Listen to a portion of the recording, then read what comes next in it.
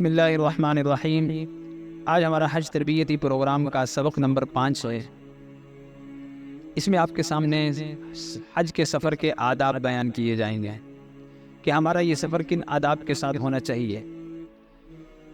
Number 1، سفر میں لڑائی جھگڑے سے اجتناب، کیونکہ آپ کو پتہ ہے خاص طور پہ فلائٹ کا سفر مشقت والا یعنی کہ سہولت تو مسافت کے اعتبار سے ہوتی ہے، لیکن جہاز میں جانا اور ایئرپورٹ میں انتظار کرنا، پھر وہاں سے دوسرے ایئرپورٹ پہ انتظار کرنا، سامان کے آنے کے انتظار کرنا، یہ اچھے خاصے کام ہیں جو انسان کو مشقت تک لے جاتے ہیں، اور پھر ان معاملات میں انسان بسا اوقات جھگڑے تک آ جاتا ہے۔ تو صبر اور تحمل سے کام لینا، لائن لگائی آرام سے کھڑے رہیں، کیونکہ یہ ہمارا حج کا سفر ہے، ہماری نسبت بدل گئی، ہم اللہ کے نمائندے بن کر اللہ کے گھر کی طرف جا رہے ہیں، تو کسی قسم کی لڑائی جھگڑے کا ماحول نہ بنے۔ دوسرا ادب کہ وہاں پر پہنچنے کے بعد اگر ہم 3 4 5 6 8 ساتھی ہیں جو اکٹھے یہاں سے گئے ہیں، تو اگر ہمارا آپس میں اتفاق اتنا مضبوط ہے کہ ہمارے خرچے کے اوپر نیچے کمی بیشی کے اندر کسی کو کسی دوسرے پر کوئی اعتراض نہیں ہے، تو سب سے افضل یہ ہے کہ آپس میں پیسے جمع کر کے پھر جو ہے وہ اجتماعی طور پر کھانے کی چیزوں کی ترتیب بنا لی جائے۔ لیکن اگر کسی ساتھی کے بارے میں معلوم ہے کہ اس ساتھی کی طبیعت ایسی ہے اور یہ بعد میں ہم سے ایک چائے کا بھی حساب لے گا، تو اس ساتھی کو پھر اس اجتماعی سلسلے میں شریک نہ کریں، بلکہ وہ اپنا انفرادی کرے۔ یا کسی کو اپنی طبیعت کا پتہ ہے کہ اس نے تھوڑا بہت کھانا ہوتا ہے، اور جن کے ساتھ میں حج پہ جا رہا ہوں ان کا ذرا کھلا خرچ کرنے کا انداز ہے، تو میں کھلا خرچ کرنے کی پوزیشن میں نہیں ہوں، تو بہتر ہے کہ آپ پھر اجتماعی طور پر جمع نہ کریں، بلکہ اپنا انفرادی خرچ کرتے رہیں اور اس ترتیب پہ چلتے رہیں۔ اور اگر دوسرے کرامن انہیں جمع کریں کہ بھئی آپ کچھ بھی جمع نہ کرائیں، ہم آپ کو اپنے ساتھ پھر بھی شریک رکھیں گے، تو اس میں کوئی مذائقہ نہیں ہے۔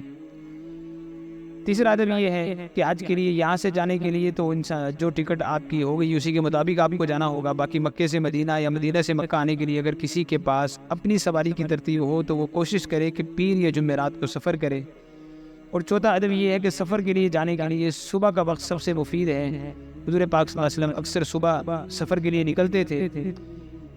اور پانچواں ادب یہ ہے کہ حضور پاک صلی اللہ علیہ وسلم جب بھی سفر پہ جاتے تھے تو صلاۃ السفر 2 رکعت پڑھتے تھے، مسجد میں جا کے، گھر میں 2 رکعت سفر کے لیے سے پڑھتے تھے۔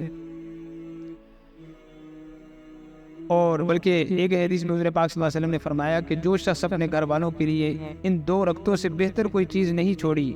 جو سفر پر جاتے وقت ان کے پاس پڑھتا ہے، یعنی کہ آدمی گھر میں 2 رکعت نفل پڑھ کے ہم پھر حج کے سفر کے لیے نکلیں۔ اور اسی طریقے سے مستدرک حاکم کی روایت ہے، حضرت انس رضی اللہ عنہ نے فرمایا کہ حضور پاک صلی اللہ علیہ وسلم جب کسی منزل پہ پڑاؤ فرماتے تو اسے 2 رکعتوں سے رخصت فرماتے تھے۔ چھٹا ادب یہ ہے کہ جب آپ سفر حج کے لیے نکلیں تو اپنے گھر والوں، پڑوسیوں اور دوستوں کو الوداع کہنا یہ مستحب ہے۔ اور جو حضرات رخصت کر رہے ہیں ان کو چاہیے کہ وہ مسافر کو رخصت کرتے وقت یہ دعا کہیں کہ حضور پاک صلی اللہ علیہ وسلم اس دعا کے ذریعے مسافر کو رخصت فرماتے تھے: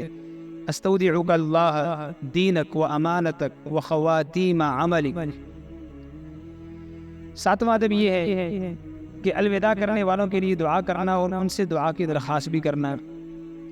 جیسے حضرت عمر رضی اللہ عنہ کی روایت موجود ہے کہ انہوں نے حضور پاک صلی اللہ علیہ وسلم سے عمرے پر جانے کی اجازت مانگی، تو حضور صلی اللہ علیہ وسلم نے فرمایا: لا تنسنا یا اخی من دعائک، کہ اے میرے چھوٹے بھائی مجھے اپنی دعاؤں میں مت بھولنا۔ سیدنا عمر رضی اللہ عنہ فرماتے ہیں کہ آپ صلی اللہ علیہ وسلم نے مجھے یہ جو جملہ فرمایا اس کے بدلے میں مجھے پوری دنیا بھی دے دی جائے تو مجھے منظور نہیں ہے، کہ مجھے اتنی خوشی ہوئی۔ تو اس لیے بے شک تمام لوگ ہم سے دعاؤں کی درخواست کریں گے، لیکن اگر ہم بھی نکلتے وقت سب سے دعاؤں کا کہہ کے جائیں گے تو اس میں بھی کوئی مذائقہ نہیں ہے۔ اور اسی طریقے سے 8واں ادب یہ ہے کہ مسافر گھر سے نکلتے وقت کچھ نہ کچھ صدقہ کر دے۔ کوئی ہم کہیں کسی غریب کو کوئی رقم دے دیں،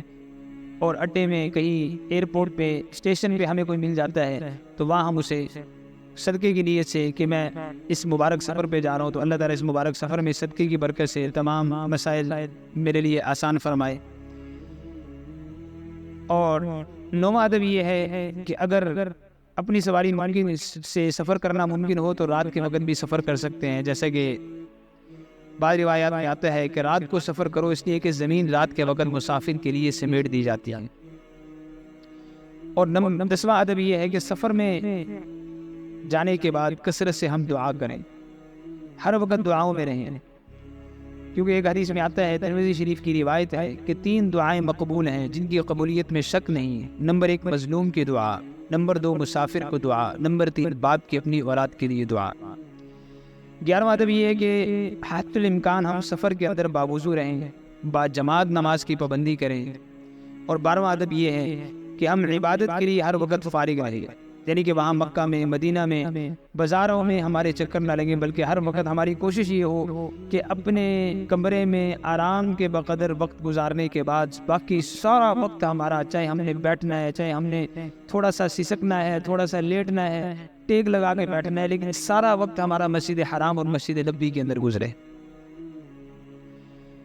اور 13واں ادب یہ ہے کہ ہم اپنے ساتھ جو ہمارے سفر کے ساتھی ہیں، کوئی بوڑھے ہیں، کوئی کمزور ہیں، کوئی مستورات ہیں، تو ہم ایک خدمت کے جذبے کے ساتھ بھی جائیں کہ میں اتنے حاجیوں کا سامان اٹھا کے لے جا رہا ہوں، لا رہا ہوں۔ یہ نہیں کہ ایسے نفسا نفسی کا عالم ہے کہ ہر بندہ کہہ رہا بٹ ٹھیک ہے، یہ ان کے پاس کوئی بندہ نہیں ہے سامان اٹھانے کے لیے، یہ جانے ان کا کام جانے، نہیں، ہم اس جذبے سے جائیں گے۔ ہو سکتا ہے کہ یہ بھی ایک بہت بڑی خدمت ہے، میرے پاس پیسے نہیں ہیں، میرے پاس ریال نہیں ہے کہ میں لوگوں کی کھانے کے ساتھ خدمت کروں، ہدیے کے ساتھ خدمت کروں، ان کی اکرام کے ساتھ خدمت کروں، لیکن اللہ نے مجھے جان دی ہے، مجھے طاقت دی ہے، مجھے مضبوط جسم دی ہے، تو میں اس مضبوط جسم کے ساتھ حاجیوں کی خدمت، سامان اٹھانے میں، سامان منتقل کرنے میں، وہاں ان کی مدد کرنے میں میں اپنے جسم کو استعمال کروں گا۔ اللہ تبارک و تعالیٰ کو یہ ادا ایسی پسند آئے گی کہ اللہ جو ہے اس کو حاجیوں کی خدمت کے لیے قبول فرما لے۔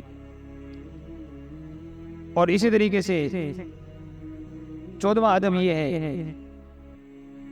کہ مقصد پورا ہونے پر ہم واپسی میں جلدی کریں، کہ اگر ہم مثال کے طور پہ مکہ سے ہم طائف جاتے ہیں یا مکہ سے ہم کسی اور سفر پہ جاتے ہیں، تو وہاں سے سفر پورا ہوتے ہی جلد از جلد ہم گھر کو واپس اپنے مقام پہ، بلکہ کوشش تو ہو کہ آدمی بہت ہی زیادہ کوئی عذر کسی سے ملنا ملانا ہو تو آدمی دوسرے شہروں پر جائے، ورنہ زیادہ وقت حرمین شریفین میں گزارے۔ اور اگلا ادب یہ ہے کہ واپسی میں گھر والوں کے لیے کچھ ہدیہ حتی الامکان لا سکتے ہیں تو لے آئیں، لیکن یاد رکھیں کہ وہاں کے سب سے بڑے ہدیے 3 ہیں۔ نمبر 1 وہاں کی مدینہ منورہ کی کھجوریں، مکہ مکرمہ کا زمزم، اور حضور پاک صلی اللہ علیہ وسلم کی سنت زندگی، یہ سب سے بڑے ہدیے ہیں۔ اور اگلا ادب یہ ہے کہ واپسی میں گھر والوں کو پہلے سے اطلاع ہو کہ فلاں وقت میں ہم ایئرپورٹ پہ پہنچیں گے اور اتنے وقت میں ہم انشاءاللہ گھر پہنچیں گے، اور واپسی میں آ کر سب سے پہلے مسجد میں جانا، 2 رکعت نماز پڑھنا۔ سنن ابو داؤد کی روایت ہے، حضرت کعب بن مالک رضی اللہ عنہ فرماتے ہیں کہ حضور پاک صلی اللہ علیہ وسلم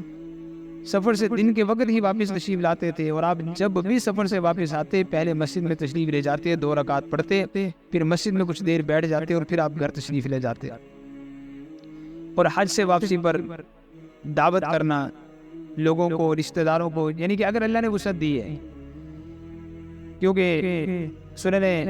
الکبریٰ البیہقی کے اندر ایک روایت ہے کہ جابر بن عبداللہ رضی اللہ عنہ فرماتے ہیں کہ حضور پاک صلی اللہ علیہ وسلم جب سفر سے مدینہ منورہ واپس تشریف لاتے ہیں تو اونٹ یا گائے ذبح فرماتے تھے۔ تو یہ جس کو اللہ نے استطاعت طاقت دی ہے تو وہ یہ کرے، ضروری نہیں ہے کہ ہر ایک آدمی کسی سے قرضہ مانگے اور قرضہ مانگنے کے بعد پھر وہ ان کاموں کے اندر لگ جائے، تو ایسی کوئی اہم اور ضروری بھی نہیں ہے۔ تو اللہ تعالی ہمیں ان تمام آداب کی رعایت کرتے ہوئے حج کا سفر کرنے کی توفیق عطا فرمائے۔